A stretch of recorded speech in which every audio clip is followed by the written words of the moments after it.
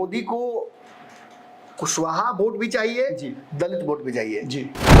मंच पर जो आप चिराग पासवान को देख रहे हैं, हो सकता है मैं गलत हूं जी, लेकिन ये चिराग पासवान नरेंद्र मोदी को प्रणाम भी कर रहे हैं, सम्मान भी कर रहे हैं और साथ साथ एहसास भी कर रहे हैं कि हनुमान भी कलयुग में किसी भाव से ही आपके पास आते हैं। जी, मुझे लगता है चिराग पासवान ने इस बात का एहसास कराया कि मैं बिहार की राजनीति में अपने आप को देख रहा हूं। जी, चिराग पासवान अपने से मोदी को अप्रोच नहीं कर रहे हैं, जी। दूर खड़े होकर प्रणाम कर रहे हैं, जो अभिवादन होता है वो कर रहे हैं। इतना नजदीक रैली रखा गया, एक ही दिन रखा गया, एक ही समय पर रखा गया। तो अमित शाह डायरेक्ट पूछते हैं जी। कि बिहार में क्या करना चाहिए बताइए।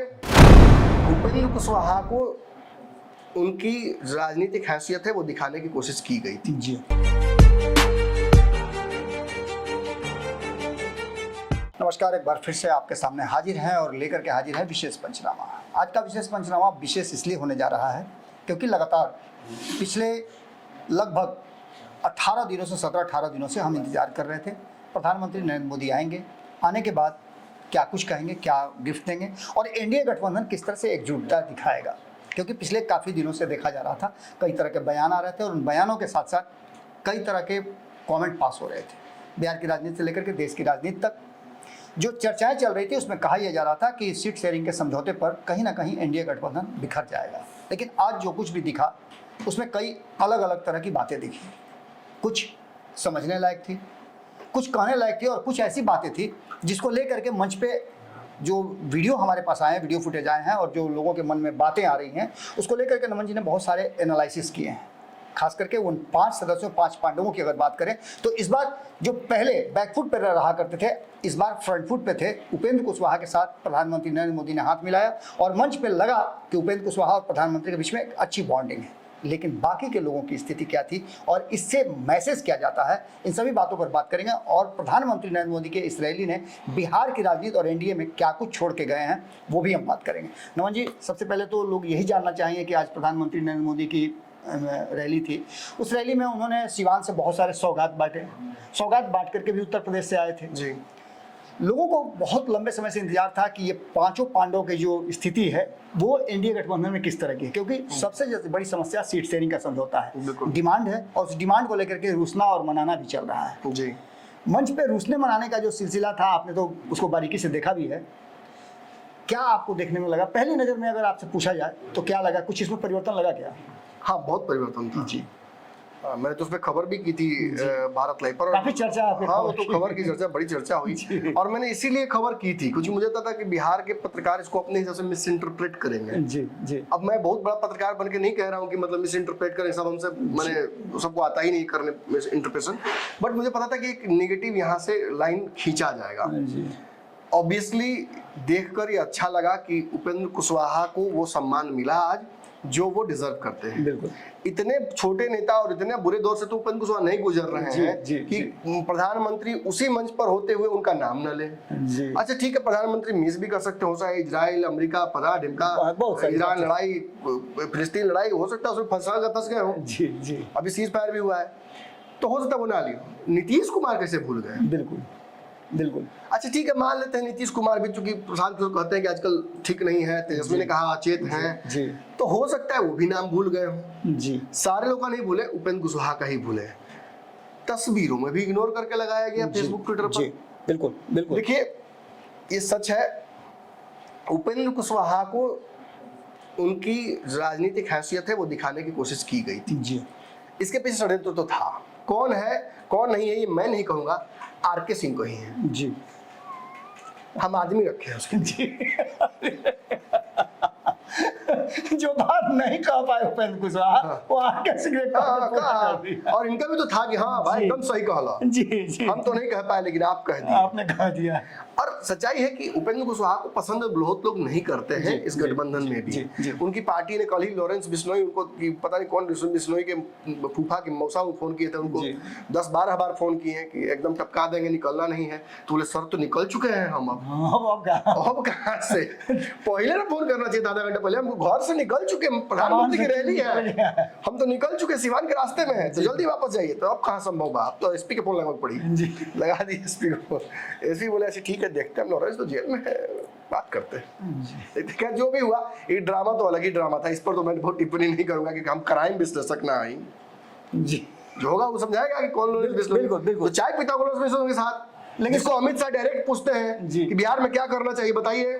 आप बहुत सही लग रहे हैं देखने में पत्रकार, आप में गंभीरता है, माल भी ज्यादा छापते हैं आप बताइए बिहार में क्या करना चाहिए।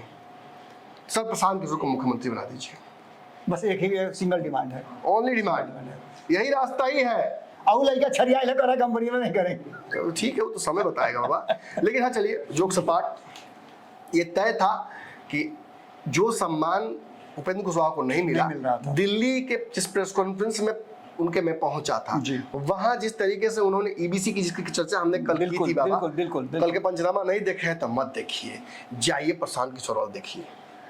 नहीं, एक बार देख जरूर लीजिएगा। उसका हम पुनरावृत्ति तो नहीं करेंगे, लेकिन उस ईबीसी समाज के अलग अलग जातियों में जिस तरह से इंटरेस्ट है भाजपा को, और उसी के एक प्रदेश अध्यक्ष, जाति के प्रदेश अध्यक्ष उनके हैं मदन चौधरी, और उसी जाति के एक बड़ा हिस्सेदार को वहां पूर्वांचल से जोड़ते हैं अपने हिस्से में। तो उपेंद्र कुशवाहा ने तो अपनी ताकत दिखाई, बिल्कुल दिखाई कि देखिए हम जितना ऊपर दिखते हैं उतना नीचे भी है, और कुछ बयान भी दिए, यहाँ कोई सागबत हुआ नहीं जी।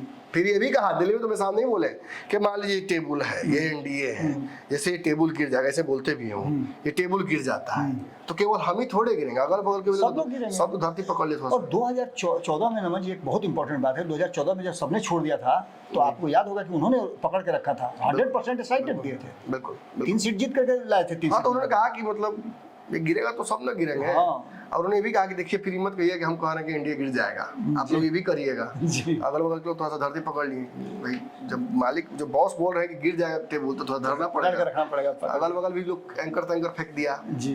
इससे तो आप समझ रहे हैं कि एकदम बिल्कुल आप एकदम सही कह रहे हैं। तो ये तय था कि प्रशांत की, ये तय था कि उपेंद्र कुशवाहा भी बिहार में शक्ति प्रदर्शन करेंगे जी। एक बार तो लगा कि मतलब तारा और सही लड़ गया जी, चिराग और उनका जी। एक साहबाद में, एक मुजफ्फरपुर में। दूसरा हाल ये उपेंद्र कुशवाहा ने एहसास करा दिया कि लड़ नहीं रहा है, लड़ाया जा रहा है जी।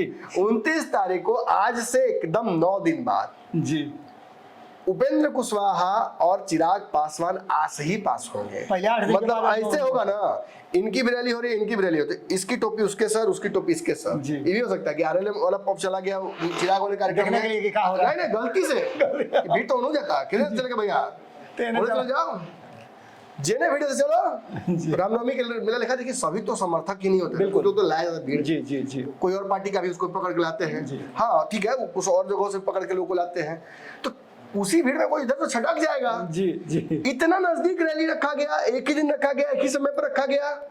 वो गया जी में करेंगे, राजगीर में करेंगे, बस ट्रेन में भी लोग जो जाएंगे वो बड़ा जगह चले जाएंगे जी। ये शक्ति प्रदर्शन है, ये इस बात का एहसास है कि राम जी खाली हनुमाने पर लड़ गए रहन, जीत गए रहन नहीं भाई, पूरा सुग्रीव रहन, सेना था, मारीच रहन, अंगद थे, सुग्रीव थे, एकदम लाइन लगा हुआ था, इतनी बड़ी बानरों की सेना थी, एक गिलहरी भी थी, बिल्कुल। तो इसको इग्नोर कर दीजिएगा, सवाल ही नहीं है। तो जहां हनुमान वहां वानर सेना, राम की पूरी सेना, सबको श्रेय दीजिए, केवल हनुमान को मत दीजिए। और उपेंद्र कुशवाहा ने लगभग बिना कहे, उनकी राजनीतिक स्टाइल रही है, बड़ा अलग तरीके की पॉलिटिक्स करते हैं, ये कर दिया उन्होंने। लेकिन इस बात को इग्नोर नहीं किया जा सकता है कि चिराग पासवान एनडीए की तीसरे नंबर की पार्टी है, ताकतवर भी, संख्या बल में भी और वोट शेयर में भी। चिराग की भी तैयारियां कोई कमजोर नहीं है, चिराग भी बड़ा ही गेम खेलने आए हैं। और जिस तरीके से मैं आपको बताता हूँ, चिराग, अब जैसे आज की तस्वीर की बात हो रही है, मैंने इसका एनालिसिस छोटा सा किया था सुबह में, मंच पर साफ तौर पे 2 चीजें देखी है। एक, चिराग पासवान अपने से मोदी को अप्रोच नहीं कर रहे हैं, दूर खड़े होकर प्रणाम कर रहे हैं, जो अभिवादन होता है वो कर रहे हैं। यूजुअली चिराग पासवान क्या करते हैं बाबा, वो सामने जाते हैं, पैर छूते हैं, प्रणाम करते हैं, मोदी जी पकड़ते हैं उनको। ये अगर ऑफ कैमरा हुआ हो तो हमें नहीं पता, लेकिन जहां सबसे मिल रहे हैं वहां तो चिराग पासवान ने प्रणाम किया, मोदी ने उन्हें प्रणाम किया, दोनों अपने अपने तरफ सीट की तरफ चले गए। दूसरा जो हम सीन देख रहे हैं जिसमें उपेंद्र कुशवाहा खुद से कॉन्शियस एफर्ट करके जाते हैं मोदी जी की तरफ, जो अब तक वो नहीं कर रहे थे। जी जी। उन्हें पता है कि यहाँ सम्मान मिलेगा नहीं, लेना पड़ेगा, छीनना पड़ेगा। ये भीड़ है वहाँ तो। हाँ, यहाँ ऐसे ही करना पड़ेगा। और सोचिए मैं कितना इंटरेस्टिंग है कि नीतीश कुमार अलग वहाँ खड़े हैं, नीतीश के मोदी जी के बगल में पूरा छेक एक तरीके से। ललन सिंह खड़े हो गए, उसी बीच में आ गए मंगल पांडे जी, और उसके बीच में एक खोज की जगह उपेंद्र जी जबरदस्ती घुसे, और फिर उन्होंने जब प्रणाम किया तो मोदी जी ने उन्हें अभिवादन किया, और दोनों के बीच में बहुत अच्छी बातचीत, कुछ कान में उनके पीठ ठोकते हुए कहा भी। ये शायद इस बात का भी परिचय है कि जो भाजपा ने सर्वे कराया है उसमें कुशवाहा जाति का वोट बड़ा कीमती उसके लिए बिहार में है। पिछले लोकसभा में जो घटनाएं हुई हैं, जो नुकसान हुआ है शाहबाद में, उसे वो किसी हद पे किसी भी कीमत पर रिपीट नहीं होना चाहिए। और ये बात लगातार वो कह रहे हैं। गांव में कहावत है जी, फलनवा खोजेगा नहीं, चिलड़वा भुलाए नहीं। हाँ। तो अब इतना खुश करने में उपेंद्र कुशवाहा को मोदी जी कहीं दलित वोट न गड़बड़ा जाए, ये भी रिस्क नहीं लेंगे जी। तो आपको समझना पड़ेगा कि मंच पर हुआ क्या जी। किसी का नाम भूल जाना या मंच पर बार बार मिल रहे हैं, एक बार इधर मिले एक बार इधर मिले, बार बार एक चीज रिपीट नहीं होता जी जी जी। चिराग पासवान की राजनीति को जितना मैं समझ पा रहा हूँ, जो मुझे लग रहा है उनका यहाँ पे पावर मूव, मुझे लगता है चिराग पासवान ने इस बात का एहसास कराया कि मैं बिहार की राजनीति में अपने आप को देख रहा हूँ। आपने जितना भी मेरा सम्मान किया, जो भी मुझे पद दिया, जो भी आज तक आपने मेरी इज्जत रखी है, ये इसीलिए रखी है क्योंकि मैंने बिहार में संघर्ष किया, मेहनत किया, वरना ये पार्टी टूटी थी तो आपने या किसी ने मेरी मदद की नहीं थी। और it was not even expected from you. क्यों एक्सपेक्ट करें? जब घर के लोग धोखा दे दिए अपना खून, तो मैं बाकी किसी पर विश्वास करूं? ये बात कई बार चिराग पासवान ने कहा भी क्यों, तो अपना ही खून मेरा धोखा जब दे दिया तो हम किसी और पे क्या ही भरोसा कर ले या क्या ही ना भरोसा करें। बिल्कुल बिल्कुल। अब क्या नुकसान हो जाएगा मेरा? जो होना था सब तो हो गया जी।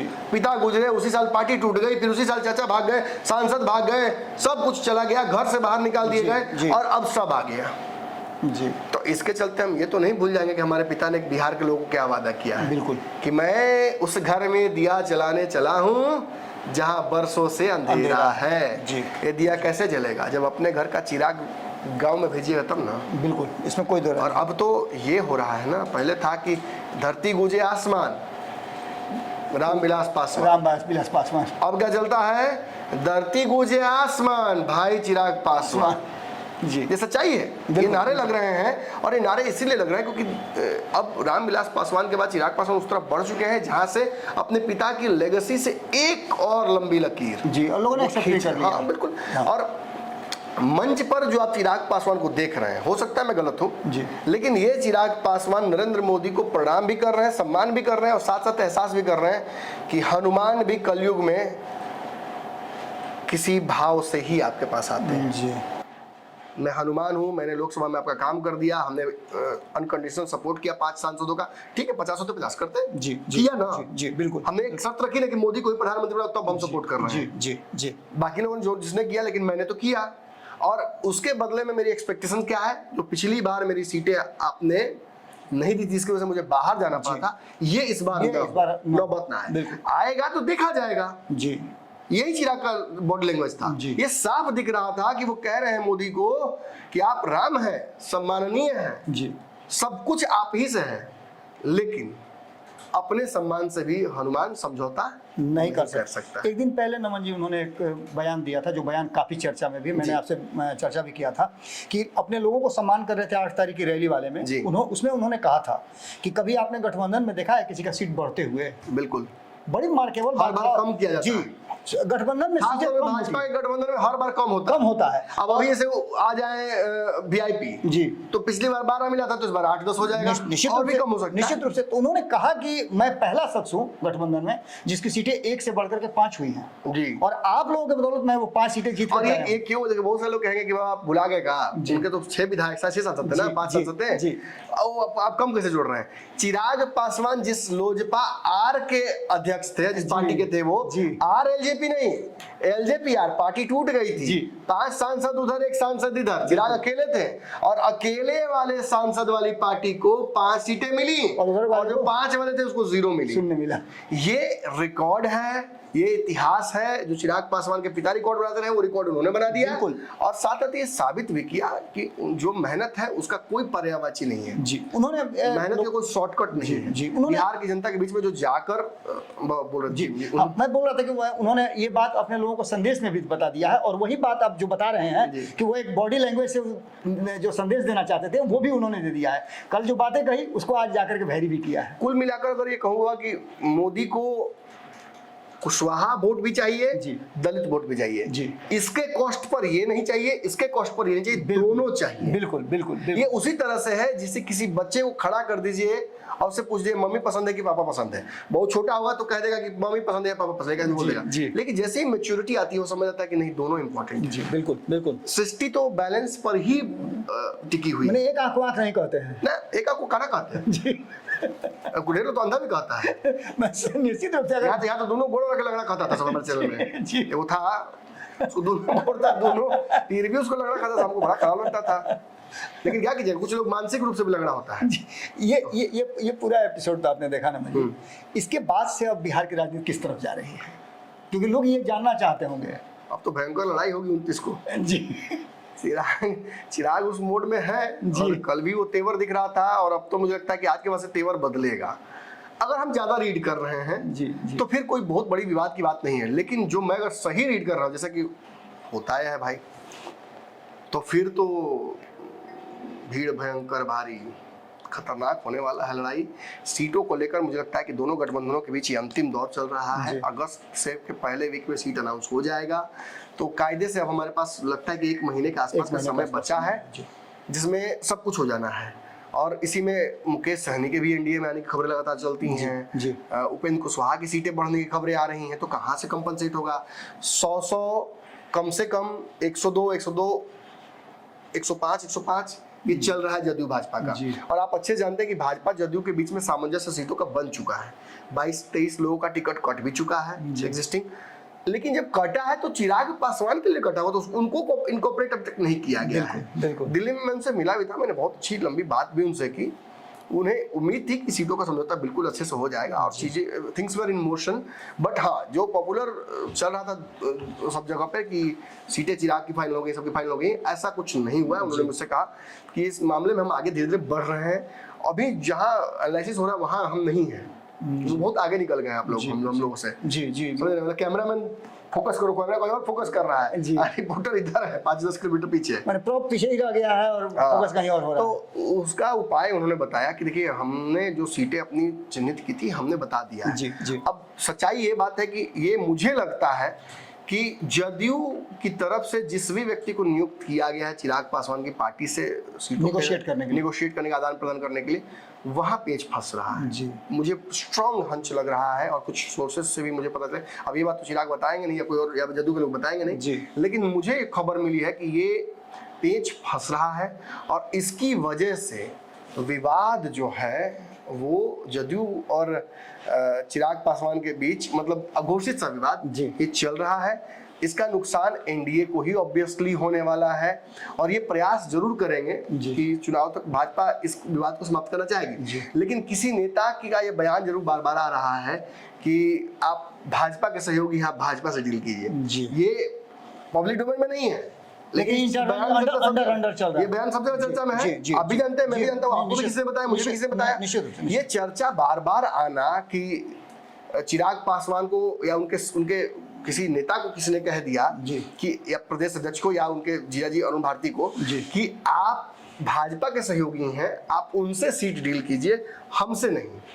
तो सच्चाई ये है कि भाजपा से डील करने का मतलब कि 30-35 सीटें भाजपा कम कैसे अपनी कर लेगी। जी बिल्कुल, वो तो एडजस्ट करने के लिए चिराग पासवान को भाजपा जदयू दोनों को कुर्बानी देनी पड़ेगी ना। बिल्कुल, निश्चित। और अगर ये सोच रहा है कोई कि नीतीश कुमार कुर्बानी नहीं देंगे या चिराग पासवान एडजस्ट कर जाएंगे, तो ये तो फिर पैदल बाबा धाम जाने वाला स्थिति हो गया। वो बिना मतलब क्या होता है, मतलब सावन के जी कोई मतलब ही नहीं बनता, कोई लॉजिक ही नहीं बनता। आप जाइए, आपकी इच्छा है, भगवान तो वहां रहते ही है। लेकिन सच्चाई है कि नुकसान पिछले चुनाव में किसको हुआ था? जदयू को हुआ था। मेजोरिटी ऑफ नुकसान तो उनको हुआ था। 30-35 सीटें हार गए थे वो एक्स्ट्रा जी। तो ये कौन जिताएगा जब चिराग एनडीए में आएगा? बिल्कुल। और एनडीए में लाने की शर्त क्या है? थोड़ा तुम बदलो, बिल्कुल, थोड़ा हम बिल्कुल। बदले, थोड़ा थोड़ा थोड़ा आप एक कम स्टेप कीजिए, थोड़ा पीछे हम का कम करें, सही ना एडजस्टमेंट होगा। जी। और इसीलिए मुझे लगता है कि अगर सब कुछ सही ढंग से नहीं चलता है जी। तो अब तो चिराग तो अग्रेसिव मोड में थे ही, अब उपेंद्र कुशवाहा भी थोड़ा सा उस तरह से हो गए हैं। जी। माझी जी को एडजस्ट करने में बहुत दिमाग नहीं लगाना नहीं भाजपा को, लगाना है। क्योंकि पिता पुत्र दोनों को एडजस्ट किए हुए हैं बिल्कुल वहाँ। बिल्कुल, वहाँ बहुत बैलेंस, बहुत कुछ खोने के लिए है वहाँ माझी जी को। बैलेंस है, लेकिन इन दोनों के लिए थोड़ा सा खोने के लिए कुछ नहीं है, हम्म। खोने के लिए कुछ नहीं। लास्ट एकदम एकदम बिल्कुल लास्ट प्रश्न है जी। हनुमान को जाना जाता है लंका जलाने के लिए, अगर परिस्थितियां उस लायक नहीं हुई, या जो वीडियो फुटेज में आपने देखा भी होगा, तो क्या एक बार फिर से लंका जलाने की तैयारी हो सकती है? मुझे लगता है और मैं बहुत जिम्मेदारी से बोल रहा हूँ कि कांग्रेस जी। चिराग पासवान के नाराज होने का इंतजार कर रही है। कांग्रेस महागठबंधन में अगर सीटों का पेच फंसाई हुई है, अब समझ लीजिए, अब कल सुबह आप खबर कीजिएगा, हमको पता है इस पे। निश्चित निश्चित कंफर्म इनसाइड छोड़े आप कीजिएगा इस पे। निश्चित रूप से। अब अभी बताते दर्शकों, बाबा का खबर देखने की जरूरत नहीं है। देखना है तो देख लीजिएगा, लेकिन हम तो कार्य अभी बताते हैं, बाबा इसी पे कवर करेंगे। जी। ये तय है कि कांग्रेस अगर महागठबंधन में सीटों का बंटवारा लगभग सा हो चुका है, जी, मतलब जी, ऊपर ऊपर सब हो गया है, जी, जी। सबको बता दिया है तेजस्वी ने कि हम इतना ही देंगे, इससे ज्यादा देने वाले नहीं। और हम भाजपा आज जदयू नहीं है कि आप हमको मनमाने लगिएगा, ऊपर जाके शीर्ष, हाँ। यही शीर्ष नेतृत्व है, साहब यही है जो फैसला करना है, काबा मस्जिद मंदिर सब यही। आइए भेंट कीजिए, प्रणाम कीजिए, जाइए। तो ऐसी स्थिति में मुझे लगता है कि कांग्रेस इंतजार कर रही है कि अगर जो चिराग पासवान छटकते हैं जी। अपने दम पर 243 सीट पर लड़ना कांग्रेस के लिए थोड़ा डिफिकल्ट होगा। हालांकि राष्ट्रीय पार्टी है, बड़ी जिम्मेवारी है उसके पास है और कैंडिडेट बहुत है, लेकिन अगर चिराग मिल जाते हैं जी। तो चिराग अकेले नहीं आएंगे, बल्क में चिराग अपने मित्र को लेके आएंगे ना जी, कॉम्बो पैक लेकर के आएंगे। एक मित्र है चिराग पासवान, 8 दिन 9 दिन वाले स्वघोषित अघोषित मित्र है जी, चिराग पासवान जी के, प्रशांत किशोर जी, जो भी इंतजार शायद कर रहे हैं, लेकिन वो कहेंगे नहीं। लेकिन यदि चिराग पासवान आ जाते हैं बाहर इस एनडीए से, तो चिराग पासवान, कांग्रेस और फिर प्रशांत किशोर, ये तो मुझे लगता है कि ये तीसरा मोर्चा नहीं होगा, ये दूसरा मोर्चा नहीं होगा, ये एक अपने आप में एक पहला मोर्चा, यूनिक सुपर मोर्चा। जो कल शायद उदय सिंह कह भी रहे थे जी, जी, कि हम थर्ड फ्रंट नहीं है, हम फर्स्ट फ्रंट है, हम अलग ही फ्रंट है कुछ। जी जी जी। थर्ड फ्रंट बनने की इच्छा भी नहीं है, शायद हो सकता है उसी तरफ। और कई सवालों का जवाब भी मिल जाएगा। बिल्कुल। मुख्यमंत्री कौन होगा, बिल्कुल। चेहरा कौन होगा, किसको कितना मिलेगा, उप मुख्यमंत्री कौन होगा। जिस समय चिराग पासवान एनडीए या किसी गठबंधन से बाहर निकलते हैं, मुख्यमंत्री का चेहरा तो घोषित बिल्कुल, रहता है इसमें कोई अपने दो राय नहीं है। चलिए नमन जी, बहुत बहुत धन्यवाद आपका। तो आपने देखा कि जो लगातार भारतीय जनता पार्टी के साथ साथ एनडीए गठबंधन में जो कुछ भी चल रहा था और जिसको लेकर के संदेह या फिर उस पर तंज कसे जा रहे थे विपक्षियों द्वारा, उन सारी चीज़ों का जवाब आपको मिल गया होगा। अगर जवाब मिल गया है या आपके मन में कोई सवाल है तो आप कमेंट बॉक्स में जरूर लिखिएगा। बहुत बहुत धन्यवाद, नमस्कार।